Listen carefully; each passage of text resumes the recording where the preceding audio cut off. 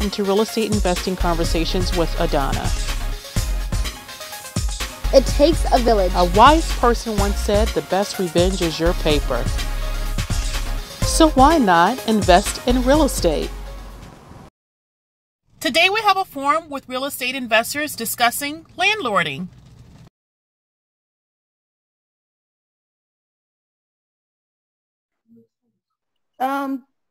Not at this point right now, no. Well, I just wanted to say, keep in mind that in the next 6 to 12 months, there's probably going to be a rash of foreclosures coming into the market. So that will likely be a great opportunity to pick up some foreclosures, and that's because all of the banks and a lot of what they're doing now is going to force a lot of foreclosures because a lot of banks, they tell you that they put your loan in forbearance, but what they don't tell you is that at the end of the forbearance, you owe all the money. That happened to me with Wells Fargo because I was like, oh, they're going to let me, not miss a couple payments. Mm-hmm. And then, as soon as you say, okay, everything's back to normal, they're like, okay, where's all my money from all 3 months? Mm-hmm. And there's going to be a lot of people who can't pay the money. Yeah. And so that's going to force them into foreclosure. Right? I mean, I just so happen to be fortunate enough to just be able to I'm not going to mess around with it. I'm not going to have y'all messing with my credit. So I'm just going to pay y'all off right now. Mm-hmm. This is hot off the presses. This was like yesterday. Mm. And so, but yeah, be careful with these banks because they're definitely not in. Wells Fargo is the worst. Oh, here's the other thing that Wells Fargo did, right? So they say you owe the money, right? But then you go on their website and there's nowhere to pay the money. And you try, they have you could pay a regular payment, but there's no way to catch up. So it's like they don't really want you to catch up. It's like they want you to foreclose. They want you to get out. They sold my loan, my primary property loan to some other bank because they won't get me. Now I'm dealing with these people. I'm like, they SLS, no name, whatever. They want me to try to foreclose too. I'm like, oh no, this is my primary property. What are you talking about? Wells Fargo's a snake. Yeah, Wells Fargo is. I thought they were good because some companies are they're suspending your payments, so that means they're letting you put the interest on the back end of your loan. So instead of your loan being 30 years, it'll be 30 years and 3 months with 3 payments suspended until the end. So some banks are doing that, but you got that on mute? Oh, forget they it. want their money up. Get on mute, Kelly, if you're not. Oh, okay. Go ahead, Will. No, I said Wells Fargo wants their money up front, and right. So and the other thing is because so many people are calling in, so if you can't get it done online, they basically make it as inconvenient as possible for you to talk to somebody. So by creating a situation where you can't pay it online and you try to pay it and you can't, and then you try to call in and it's a busy signal the whole time. So I think there's a little bit of a racket here. So I mean, that's terrible. There's gonna be some people that are gonna get caught up in it, and unfortunately, there's gonna be quite a few foreclosures. It's gonna take 6 to 12 months for them to come on the market because after this COVID-19 thing is over, then that's probably when things are gonna start. Yeah, I mean, people are losing their jobs. People are in the situations. Maybe they are landlords and they have laws to protect the tenants, but you can't pay your mortgage. So yeah, there is going to be a huge trickle down effect soon. So it's unfortunate, but it will benefit people that are looking for bargains in the market. Exactly. Go ahead, Will. No, so it's a shame because that's what it's going to do, and it's going to hurt the little guys like us. It's not going to hurt like the big, multi-million-dollar corporations. Like the little guys are the ones that have to worry about, paying the mortgage payment, or if they don't have enough capital to cover it. So it's going to result in consolidation.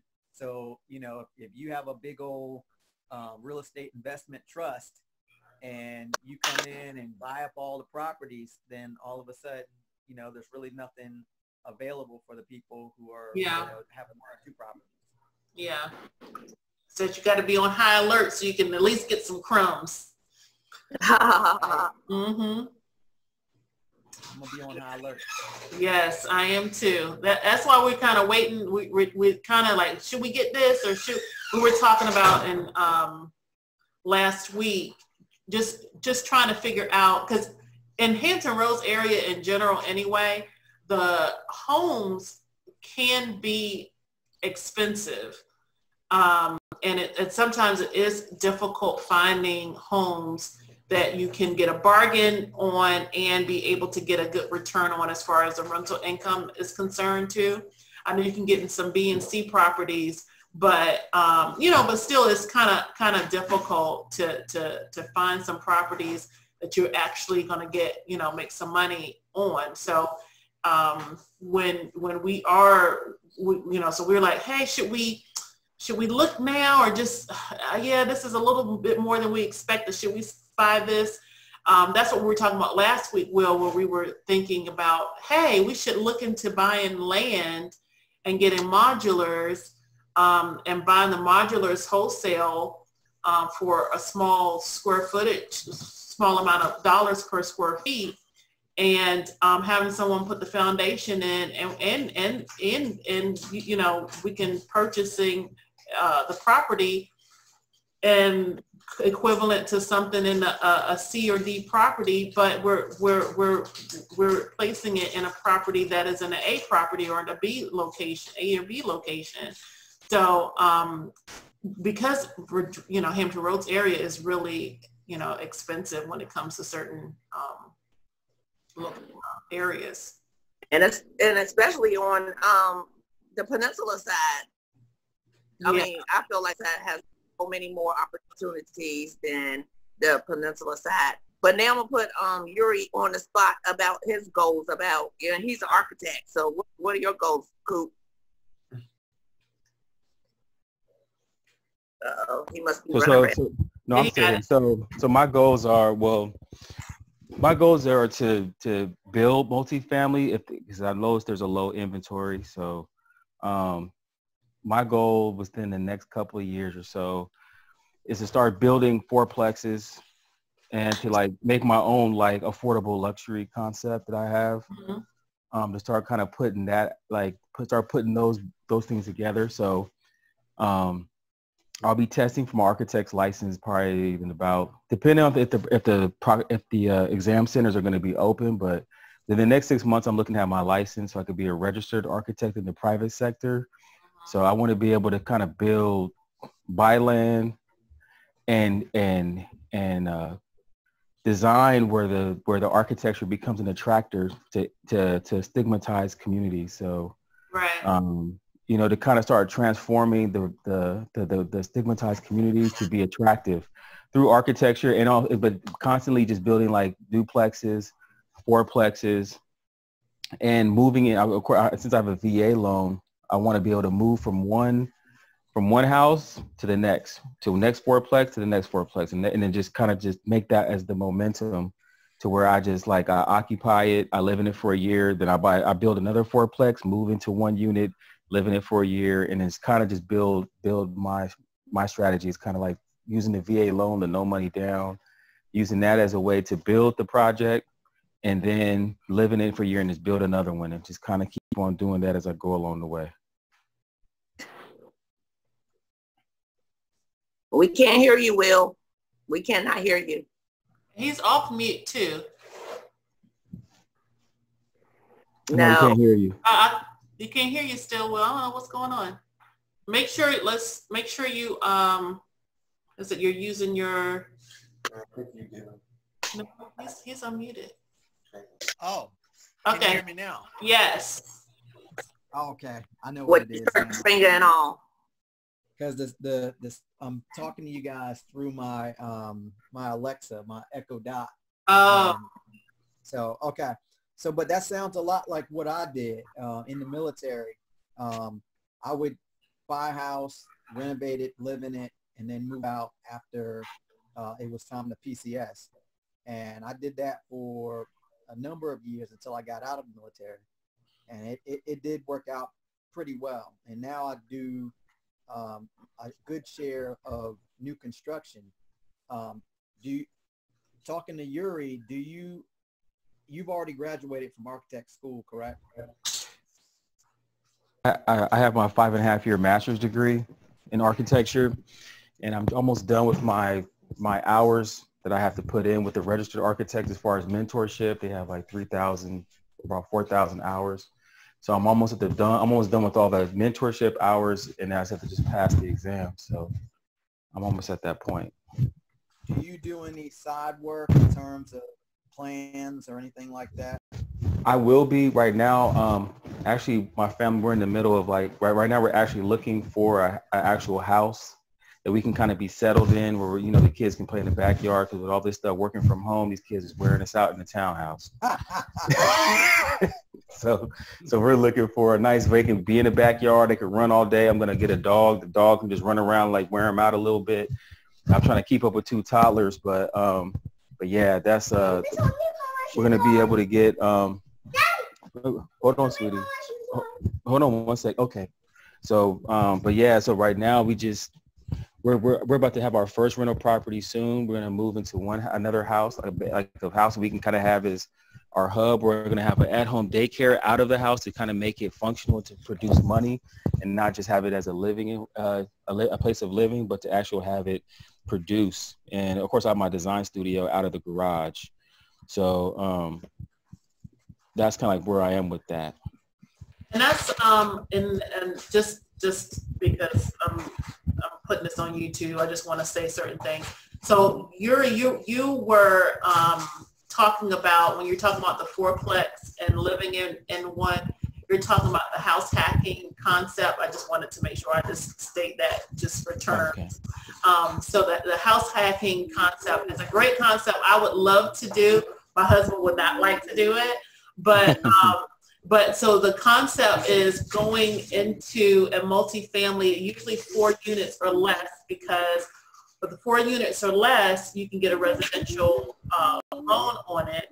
Exactly. And get that residential loan. And if you got VA, we have VA too. My husband is a veteran as well. You have VA, you can do no money down, go in and stay in one of those units and rent out the other 3 units, and you're not paying any mortgage on it because everybody else is paying the mortgage on it. And you probably even can get even more money from the after you pay the mortgage and insurance, and you're just living technically mortgage free, and you have a whole asset, and I believe and for VA, I believe you have to stay in there a year, and after you stay in there a year, you can continue to repeat it over and over and over and over again. I do know, I think the only limitations to that is you can only have so many primary. So if you want to use VA, you probably have to refinance it out. But still, it's a great concept. Great concept. Yeah, I was exploring it as an option because they told me, I was talking to my mortgage loan professional, and she was telling me, she said the VA doesn't have a cap anymore. So as long as you can afford it, you could buy it. And I was like, okay, that's what's good. So, but I do have a question for the group is, so I'm looking to move out of this house, out of the townhouse. So I'll be renting it out. But the next thing that I'm starting to explore is like, I want to take the townhouse that I'm moving out of. With those who are more experienced, should I put this house in an LLC, and how does that work? Like, do I transfer it out? Like for example, if I refinance it, make it conventional, then I could be able to have my VA, free up my VA entitlement a little bit, and then put it in a conventional. But like how do you move rental property that you used to live in into business I, or LLC? I do know the property that I was able to easily move into the LLC was a property that I owned outright. The property that I did not own outright, the property in Newport News, because it had a loan on the a mortgage on the property, when I move it over to a new owner, that loan was automatically callable. And what callable means is that bank can say, hey, if you're moving it to a new person, I can call on that mortgage right now. So whatever you own on that mortgage, you have to pay it right now because you're giving it to a whole nother entity. So you just want to find out. And I know I heard a lot of times people say, yeah, callable is something that they have in on some of the agreements, but people really don't make call it. But I would just double check with your mortgage lender to make sure that, hey, I'm moving this over to an LLC. I am still over 50% owner or on this property. Am I okay with moving it? But I just know that I was not able to do that on my property that I had a mortgage on. Go ahead, Will. It seemed like you wanted to say something too. And that was because did you call your mortgage company and they said Speak up. Speak up. Can you hear me now? Yes. Just speak a little bit louder, Will. Okay. Was that because you spoke to your mortgage company and they told you that you couldn't do it? No, I was just thinking. Oh, I'm sorry. Go ahead. You're asking me or asking you? Oh, me. I think I did call them up and they basically said it's callable. So they can call it if they wanted to pay all of the mortgage on it. So I couldn't move it to an LLC. Right. So most banks, though, I mean, I guess you're still gambling a little bit, but most banks, as long as the asset is performing, they're not going to mess with you. So in terms of the how to do it, you hire a lawyer and they can do what they call a quick claim quick claim deed. And so you're giving your property signing your property over to your LLC. And it's very simple. Very simple. It is very simple, doesn't cost very much. Okay. And the thing that you want to make sure, though, is your title insurance. You want to make sure that your title insurance will convey to your LLC. And, most of the time it should be fine, but in a minority of cases, your title, you'd have to buy a new title insurance. Right. That might be, $1,800 or $2,000, something like that. Okay. But yeah, I would just check with the title company just to make sure it'll convey. But otherwise, you could just, hire, there's lawyers that do this every day. Yeah, and also I know when you do have the LLC, they are going to ask for your operating agreement and those types of things. Whatever they ask for, because I want to tell you, for the LLC, I went online, got the LLC. I paid $100 for the LLC, got a unique name, and registered with the state. So I was able to get those documents. I believe the articles of, organization or something.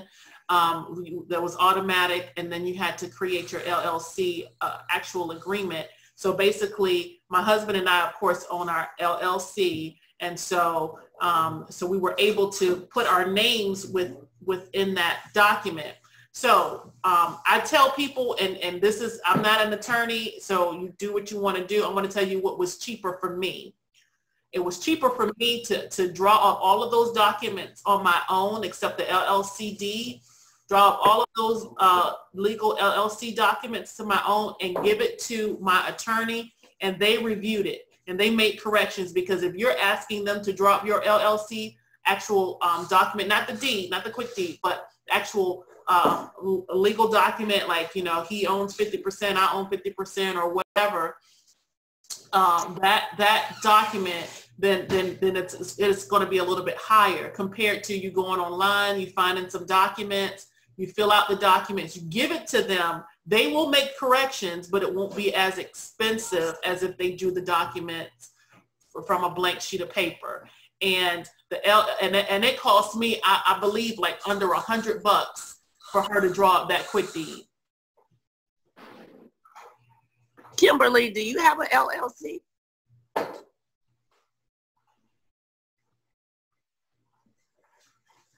No. Okay. Thank you, guys.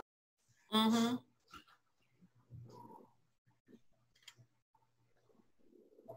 Okay. Well, this was great. This is great. And I hate to say this, but I started recording after I was like, we're on record. And I was like, wait a minute, we're not on record. Why? I thought I was on record. So even though we were on for like almost 2 hours, we still have some good footage of talking about landlording do's and don'ts. And we need to do this more often because I learned a lot, and I'm sure other people learned a lot too, and from other people's experiences. It's not good, bad, or indifferent. It's just what their experiences are, and you can take it or run with it or throw it away. So I think it's great as a great experience to talk to you guys. I enjoyed it too. Thank you for everybody sharing their knowledge. And as time goes on, eventually I will like have a firm out of the house that we're going to move into. Mm-hmm. So I will be able to help out with certain things, but right now I'm just like overwhelmed with just my basic tasks and my job and stuff like that. But if I can ever be any assistance, I definitely am here for everyone. And the more meetings that we can have, the better. So we can be able to kind of work as a team, I think would be great too. Yes, that's wonderful. I need to get your contact information because, like I said, once you get set up. And earlier. Everybody's kind of breaking up a little bit. I'm sorry. Can somebody say that again? Kelly. I'm just saying, one of your earlier, I don't know what you call these podcasts. It's all about finding a deal, you know. And even if I find a deal and I can't afford it, I think it's a good deal, I will definitely share it with somebody that I think can do it, you know? Yeah, and Kimberly, if you're not a part of our group, Kelly, you can add her to our group.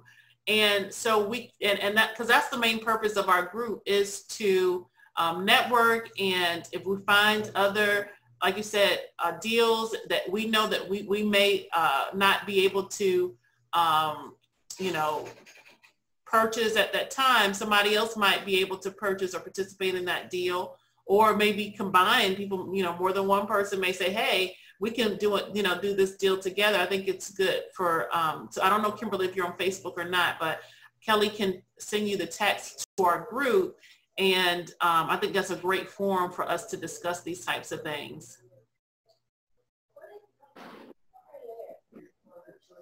Yeah, and is Yuri still up here? Yes. Kimberly, yeah, I'm still here. He's in the group too, Bill. I appreciate your support, Kimberly. Gotcha.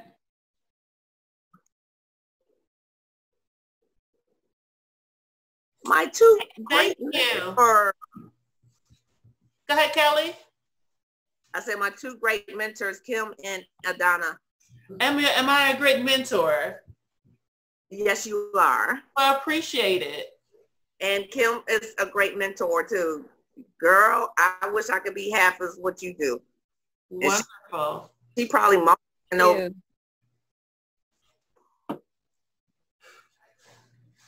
Thank you. Well, thank you guys. You're going to see at least half of this on YouTube, and I'll give everybody the link. But thank you so much. Have a wonderful Saturday. All right. Take care. You. Thank you. Uh-huh. Huh? Well, Shelton said call us. Okay. Okay.